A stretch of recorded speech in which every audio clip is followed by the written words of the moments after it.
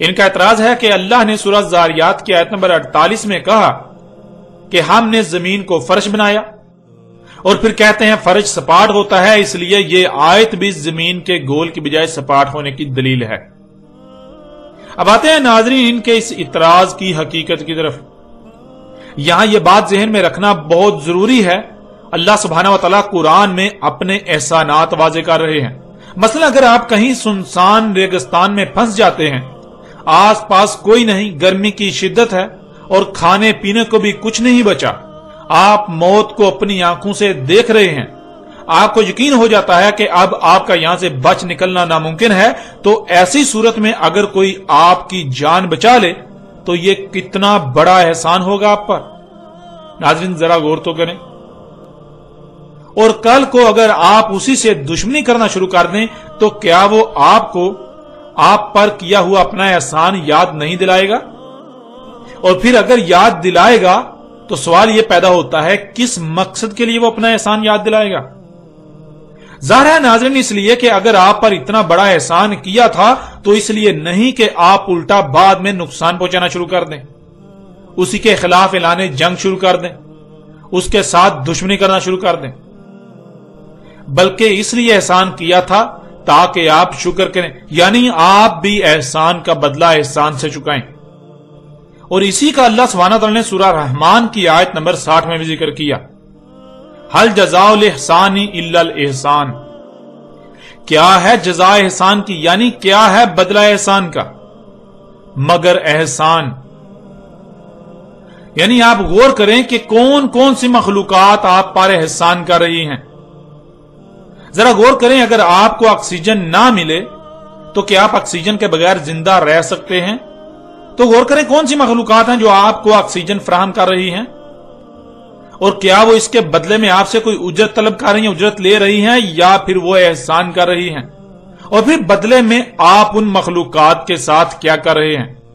जरा गौर करें, जो खुराक आप खाते हैं, जो गोश्त वगैरह आप खाते हैं, कौन सी मखलूकात हैं जो आप पर एहसान करती हैं? आपकी भूख को खत्म करने के लिए वो अपनी जान आपके सामने पेश करती हैं, और बदले में क्या आप उन पर एहसान करते हैं? आप बदले में उनको क्या दे रहे हैं? आप बदले में उनके साथ क्या कर रहे हैं? यही अल्लाह सुब्हानहू व तआला ने कहा कि एहसान का बदला क्या है? एहसान ही तो है, एहसान का बदला एहसान है।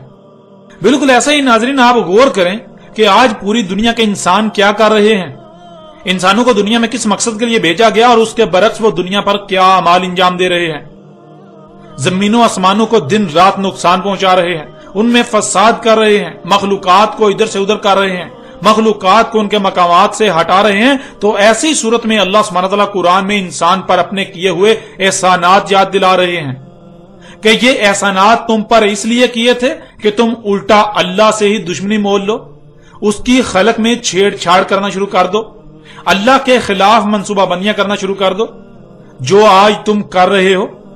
यूं अल्लाह सुब्हानहू व तआला इंसान को अपने एहसानात याद दिला रहे हैं कि हमने तुम्हारे लिए जमीन को फर्श बनाया, जैसा कि आप इस आयत में देख सकते हैं। सूरह ज़ारियात की आयत नंबर 48 में अल्लाह सुब्हानहू व तआला कहते हैं, और अर्द थी फर्श बना दिया हमने उसे, यानी रहने के काबिल बना दिया। फर्श कहते हैं रहने के काबिल जगह को। और नाज़रीन दूसरे कई मकामात पर अल्लाह सुब्हानहू व तआला ने बिल्कुल खोल खोल कर वाज़ेह कर दिया कि जमीन गेंद की तरह गोल है।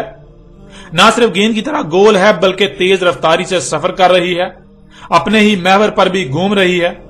और इस आयत में यही बताया जा रहा है, यही कहा जा रहा है कि देखो किसी गोल और तेज रफ्तारी से कई अतराफ में बैक वक्त सफर करने वाली शय पर इतने सुकून से रहा जा सकता है, रहा जा सकता था। इसके बावजूद हमने तुम पर यह एहसान किया, इतना अजीम एहसान किया कि जमीन के गेंद की तरह गोल होने की वजह से नाकाबिले रहाइश होने के बावजूद और कई सिमतों में सफर करने की वजह से भी नाकाबिले रहाइश होने के बावजूद तुम्हारे लिए फर्श यानी रहने के काबिल बनाया, काबिल रिहाइश बना दिया। क्या यह इतना अजीम एहसान इसलिए तुम पर किया था कि तुम जमीनों आसमानों में छेड़छाड़ करो, अल्लाह की आयात का कज़ब करो, आसमानों और जमीनों को फसाद ज़दा करो, अल्लाह से दुश्मनी करो, اللہ کی مخلوقات کو ان کے مقامات سے ہٹاؤ، کیا اس لیے یہ عظیم احسان تم پر کیا تھا؟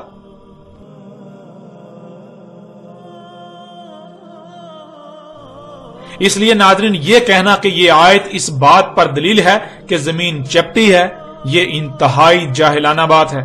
اگر ایسا ہوتا تو قرآن میں اللہ سبحانہ وتعالی بار بار شکر کرنے کی تلقین نہ کرتا۔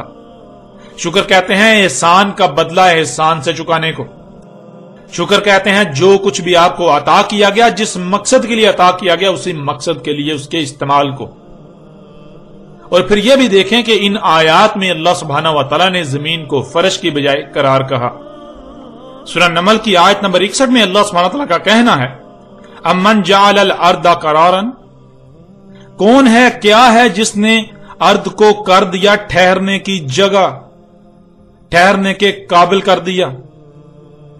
پھر سورہ غافر کی آیت نمبر 64 میں اللہ سبحانہ وتعالی نے کہا، اللہ الذی جعل لکم الارض قرارا، اللہ ہے، وہی ذات ہے، جعل کر دیا تمہارے لیے ارض کو، زمین کو قرار، ٹھہرنے کے لائق، ٹھہرنے کے قابل۔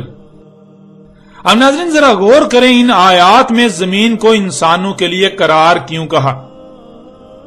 قرار کہتے ہیں جس پر ٹھہرا جا سکے، اور یہ لفظ وہاں استعمال کیا جاتا ہے جہاں ناممکن کو ممکن بنایا گیا ہو۔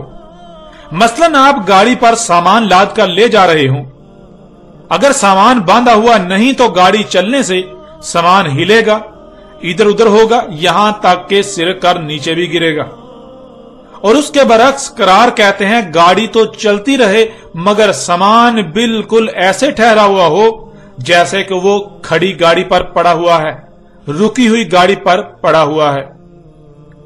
اب ناظرین اگر صرف اتنا ہی بتانا مقصد تھا کہ زمین تمہارے لیے ٹھہرنے کی جگہ بنا دی، تو کیا انسان کو نظر نہیں آ رہا؟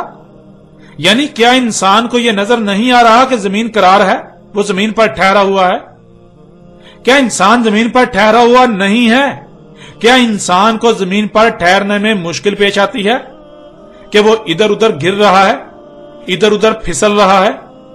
جیسے کہ آپ چلتی ہوئی گاڑی پر سوار ہوں تو آپ ادھر ادھر ہل رہے ہوں گے، پھسل رہے ہوں گے، آپ کو مشکل پیش آ رہی ہوگی ٹھہرنے میں۔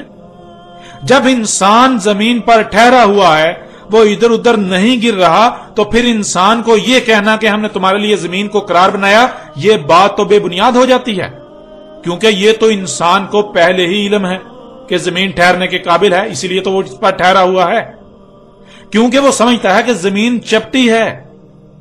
مگر انسان کو یہ علم نہیں تھا کہ زمین چپٹی نہیں بلکہ گیند کی طرح گول ہے، اور نہ صرف گیند کی طرح گول بلکہ تیز رفتاری سے بیک وقت کئی طرف سفر کر رہی ہے۔ تو یہی اللہ سبحانہ و تعالی انسان پر واضح کر کے اپنا احسان یاد دلا رہے ہیں، اپنا احسان سامنے لا رہے ہیں کہ دیکھو ایک گولے کی مانند گول زمین جو بیک وقت کئی سمتوں میں انتہائی تیز رفتاری سے سفر کر رہی ہے، کیا اس پر ٹھہرا جا سکتا تھا؟ اس پر انتہائی سکون سے بے فکر ہو کر رہا جا سکتا تھا؟ ادھر ادھر گرنے کا خوف نہیں، رائی برابر بھی ذہن اس طرف نہیں جاتا کہ کہیں تم زمین کے نیچے گر پڑو گے؟ تو یہ کس نے کیا؟ یہ اتنا عظیم احسان ہم نے تم پر کیا، یہ اتنا عظیم احسان جس نے کیا وہ اللہ ہے، غور کرو۔ اور پھر تم اس احسان کے بدلے اللہ کے ساتھ کیا کر رہے ہو؟ غور تو کرو، تم زمین و آسمانوں کے ساتھ کیا کر رہے ہو، فطرت کے ساتھ کیا کر رہے ہو؟ تم الٹا اللہ کے دشمن بنے ہوئے ہو۔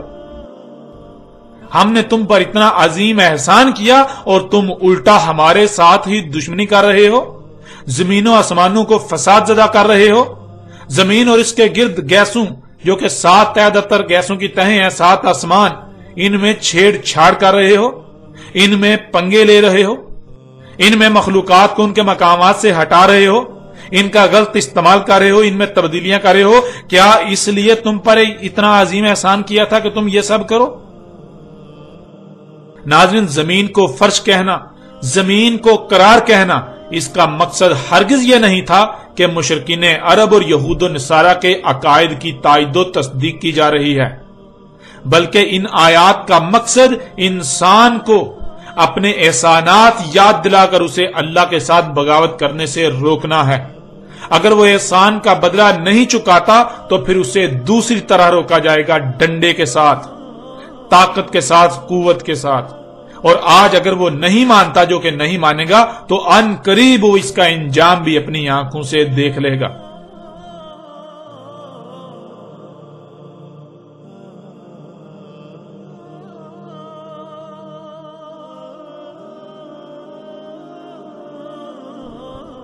پھر ناظرین، قرآن میں اللہ سبحانہ و تعالیٰ نے زمین کے اپنے ہی محور پر گھومنے اور زمین کے اپنے مدار میں سفر کرنے کو ایک اور پہلو سے بھی بیان کر دیا۔ اس وقت آپ کو سکرین پر سورہ نمل کی آیت نمبر 88 نظر آ رہی ہے۔ اس میں اللہ سبحانہ و تعالیٰ کا کہنا ہے، وَتَرَى الْجِبَالَ تَحْسَبُهَا جَامِدَةً وَهِيَ تَمُرُّ مَرَّ السَّحَابِ، اور دیکھتے ہو پہاڑوں کو اور گمان کرتے ہو کہ وہ جامد ہیں، یعنی ایک جگہ پر ساکت ہیں، حالانکہ حقیقت یہ ہے کہ وہ چل رہے ہیں بادلوں کے چلنے کی طرح۔ ناظرین، سوال یہ پیدا ہوتا ہے کہ کیا پہاڑ چل رہے ہیں، پہاڑ سفر کر رہے ہیں جیسے کوئی گاڑی چلتی ہے؟ تو یہ بات جان لیں کہ ایسا نہیں ہے۔ اس آیت میں یہ کہا جا رہا ہے کہ جیسے آپ زمین پر موجود ہیں اور اوپر بادلوں کو چلتے ہوئے دیکھ رہے ہیں، بالکل اسی طرح اگر آپ کسی ایسے مقام پر چلے جائیں کہ جہاں سے آپ کو بادل اور بادلوں کے نیچے پہاڑ نظر آ رہے ہوں، تو آپ کو پہاڑ چلتے ہوئے نظر آئیں گے۔ جیسے کہ آپ زمین پر موجود ہیں، آپ پہاڑوں کی طرف دیکھتے ہیں تو آپ کو زمین ساکت نظر آئے گی، پہاڑ ساکت نظر آئیں گے، اور اوپر بادل چلتے ہوئے نظر آئیں گے۔ لیکن حقیقت یہ ہے کہ جیسے آپ بادلوں کو چلتا ہوا دیکھ رہے ہیں، بالکل اسی طرح پہاڑ بھی چل رہے ہیں۔ اس کا اندازہ آپ کو تب ہی ہو سکتا ہے، اس کا ادراک آپ کو تب ہی ہو سکتا ہے جب آپ خلا میں بادلوں سے اوپر زمین کی مغناطیسی کشش کی حد سے باہر نکل جائیں، وہاں سے آپ کو پہاڑ چلتے ہوئے نظر آئیں گے جیسے زمین پر کھڑے ہونے سے بادل چلتے ہوئے نظر آتے ہیں۔ اور آج یہ حقیقت انسان اپنی آنکھوں سے دیکھ چکا ہے۔ اب سوال یہ پیدا ہوتا ہے کہ ذرا غور کریں کہ یہ اتنا عظیم راز آج سے 14 صدیاں قبل کس طرح قرآن میں بیان کر دیا گیا۔ اور پھر ناظرین، یہاں یہ بات بھی جان لیں کہ بہت سے لوگ اس آیت سے یہ مراد دیتے ہیں کہ جیسے گاڑی چلتی ہے اسی طرح پہاڑ چلتے ہوئے ایک دوسرے سے دور جا رہے ہیں۔ تو یہ بات نہ صرف بے بنیاد اور باطل ہے، بلکہ یہ بات انتہائی احمقانہ ہے جس کا حقیقت سے کوئی تعلق نہیں ہے۔ یوں اس زاویے سے بھی اللہ سبحانہ و تعالیٰ نے یہ بات بالکل واضح کر دی کہ زمین گھوم رہی ہے۔ زمین کے گھومنے سے ہی پہاڑ بادلوں کی طرح چلتے ہوئے نظر آتے ہیں۔ جیسے آپ اگر کسی گول گیند نما شے پر کوئی نشان لگائیں، پھر اسے گھمائیں تو وہ نشان چلتا ہوا نظر آئے گا۔ اسی طرح زمین کے گھومنے سے زمین پر موجود پہاڑ خلا سے چلتے ہوئے نظر آتے ہیں۔ یوں ناظرین، آپ نے جان لیا کہ نہ صرف اللہ سبحانہ و تعالیٰ نے ان کے عقائد و نظریات کے پرخچے اڑا دیے، بلکہ جو ان کے اعتراضات تھے ان کی بھی کلی کھول کر رکھ دی۔ یوں حق ہر لحاظ سے آپ کے سامنے ہے۔ ناظرین، زمین و آسمان، دن اور رات کے حوالے سے مشرکین کا جو عقیدہ تھا وہ عقیدہ آج تک چلا رہا ہے، اور خود کو مسلمان کہلوانے والوں کی اکثریت سب سے زیادہ سختی کے ساتھ اس عقیدے سے چمٹے ہوئی ہے۔ فرق صرف اتنا ہے کہ جو باتیں بالکل کھل کر سامنے آ گئیں، جن کا رد ناممکن ہو گیا، تو ان لوگوں نے ان پہلوؤں پر بات کرنے سے ہی گریز کرنا شروع کر دیا، تاکہ نہ ہی ان پہلوؤں کو زیر بحث لایا جائے اور نہ ہی حق کو تسلیم کرنا مجبوری بنے۔ لیکن جو پہلو چھپے رہے، ان کا انہوں نے کھل کر نہ صرف پرچار کیا، بلکہ ان کو نہ ماننے والوں یا ان کے برعکس بات کرنے والوں پر فتوے لگائے جاتے رہے، اور آج بھی لگائے جا رہے ہیں۔ لیکن آج الحمدللہ اللہ سبحانہ و تعالیٰ نے ان کی تمام تر پولیں چاک کر دیں، ان کا تمام تر دجل چاک کر دیا، اور باقی بھی تمام کی تمام چاک کر دے گا، کیونکہ اب وقت ختم ہو چکا۔ اب ان کو ہر لحاظ سے جو ان کا انجام ہے اس سے دوچار کرنا ہے۔ یہ حق کے دعوے دار بنے رہے تو ان پر آج حق واضح کر کے ان کو اس لحاظ سے ذلیل و رسوا کرنا ہے کہ تم حق پر نہیں تھے، تم باطل پر تھے۔ یوں آج کوئی بھی بات پوشیدہ نہیں رہنے دی جائے گی، سب کچھ کھول کھول کر سامنے لا رکھا جائے گا، اور اس کے علاوہ جو ان کا دوسرا حقیقی انجام ہے اس سے بھی ان کو دوچار کیا جائے گا، وہی انجام جس سے گزشتہ قومیں دوچار ہو چکی۔ अब नाज़रीन, बहुत से लोगों का सवाल है कि अगर सूरज का उसके मगरिब से तुलू होना ये हो चुका है, जिस तरह आपने वाज़ेह किया इसका रद्द भी नामुमकिन है, तो फिर इसका मतलब ये कि अब किसी की भी तौबा कबूल नहीं होगी। क्योंकि हम आज तक यही पढ़ते और सुनते आए कि जब सूरज मगरिब से तुलू होगा तब तौबा का दरवाजा बंद हो जाएगा, तब किसी की तौबा कबूल नहीं होगी। नाज़रीन, इस सवाल का जवाब देने से पहले ये बात वाज़ेह कर दें कि अब तक इस बात को ज़ेर बहस ना लाने, इस पर बात ना करने की वजह यह है कि आइंदा एक साथ में याजूज और माजूज के मौजू पर जब बात की जाएगी तो अपने वक्त पर इस पर खुलकर तफसील के साथ बात की जाएगी। लेकिन यहां मुख्तसरन आपके इस सवाल का जवाब वाज़ेह कर देते हैं। पहली बात यह जान लें कि ना तो कुरान में ऐसी कोई बात आई है और ना ही मुहम्मद रसूलुल्लाह अलैहिस्सलाम ने ऐसा कभी कहा कि जब सूरज मगरिब से तुलू होगा तो किसी की तौबा कबूल नहीं होगी। हकीकत जानने के लिए सबसे पहले लफ्ज तौबा को जान लें। इसमें असल लफ्ज ताबा है, जिसके मानी है अपना रुख पलटाना, पलटना। जब इस लफ्ज के दरमियान वाव का इस्तेमाल हो तो लफ्ज बन जाएगा तौब, जिसके मानी बनते हैं पलट रहे होना, अपना रुख फेर रहे होना, पलटा रहे होना। और इसके आखिर में हे का इजाफा करें तो यह लफ्ज बन जाएगा तौबा। हे किसी की तरफ इशारे के लिए इस्तेमाल होती है। यूं लफ्ज तौबा के मानी बनते हैं कोई अपना रुख पलटा रहा है, कोई अपना रुख पलट रहा है, कोई वापस पलट रहा है। तौबा कहते हैं कि जब आपने अपना रुख अल्लाह से मोड़ा होता है। अल्लाह ने आपको फितरत पर कायम होने का कहा कि अपनी जरूरियात को पूरा करने के लिए फितरत की तरफ रुख करो, फितरत जो तुम्हें मुहैया करे उसी पर इन्हिसार करो। लेकिन इंसान फितरत को छोड़कर उसके बरक्स दूसरी तरफ अपना रुख कर लेता है। जैसा कि आज आप अगर देखें कि आपकी सवारी की हाजत को पूरा करने के लिए फितरत ने किसे वजूद दिया, और जब भी आपको सवारी की हाजत पेश आती है तो उसी की तरफ अपना रुख करते हैं या उसके बरक्स किसी और की तरफ। हकीकत आपके सामने है। जब आपको यह कहा जाए कि आप अपनी इस हाजत को पूरा करने के लिए फितरत की तरफ रुख करें, फितरत की तरफ पलटें, अल्लाह की तरफ पलटें, तो क्या आप पलटते हैं? नहीं, बिल्कुल नहीं। बल्कि जो आपको ऐसा कहे कि आप इन जदीद और तेज रफ्तार गाड़ियों को छोड़कर फितरती जराए गधे, घोड़े, खच्चरों, ऊंट वगैरह को इस्तेमाल करें, उन्हें इस मकसद के लिए इख्तियार करें, उन पर इन्हिसार करें, तो आप उसे पागल कहेंगे, उसका मजाक उड़ाएंगे, उसे तंजो तहकीर का निशाना बनाएंगे। और नाज़रीन, मोहम्मद रसूलुल्लाह अलैहिस्सलाम ने यही कहा था कि तौबा का दरवाजा बंद हो जाएगा, यानी तब लोग अल्लाह की तरफ पलटना बंद हो जाएंगे, अल्लाह की तरफ पलटना बंद हो जाएगा। यह कहना कि किसी की तौबा कबूल नहीं होगी तो यह सरीहन खुलम खुला झूठ और अल्लाह और रसूल पर बुहतान अजीम है। क्योंकि आप जानते हैं कि अल्लाह सुब्हानहू व तआला का एक इस्म अत-तवाब है। अगर तौबा कबूल होना बंद हो जाएगी तो इसका मतलब यह है कि अल्लाह अत-तवाब ही नहीं रहेगा। हालांकि ऐसा कैसे हो सकता है? अल्लाह अत-तवाब है। उस वक्त तक अल्लाह तौबा कबूल करता है जब तक कि कोई मौत को अपने सामने ना देख ले, जब तक कि किसी का वक्त बिल्कुल खत्म नहीं हो जाता और उस पर वाज़ेह नहीं कर दिया जाता कि अब उसका वक्त खत्म हो चुका। और नाज़रीन, ये हकीकत आज आप अपनी आंखों से देख रहे हैं। कुरान में अल्लाह सुब्हानहू व तआला ने बार बार यह बात वाज़ेह कर दी कि दीन फितरत है। फितरत क्या है? जब इंसानों को वजूद दिया गया तो इनको वजूद दिए जाने से पहले दुनिया कैसी थी, किस तरह मखलूकात जो है वजूद में आ रही थी, वो थी फितरत, वो है फितरत। और नाज़रीन, आज आप गौर करें कि क्या आज आपको अगर कहा जाए कि फितरत की तरफ रुजू करें, फितरत की तरफ पलटें, तो क्या आप पलट रहे हैं? क्या आज लोग फितरत की तरफ पलट रहे हैं, अल्लाह की तरफ पलट रहे हैं? उनको जब भी कोई हाजत पेश आती है तो अपना रुख किस तरफ करते हैं, फितरत की तरफ या मसनूई की तरफ? हकीकत आपके सामने है। इस पर आइंदा एक साथ में तफसील के साथ बात होगी और किसी भी किस्म का कोई शक व शुबा या अबहाम नहीं रहने दिया जाएगा।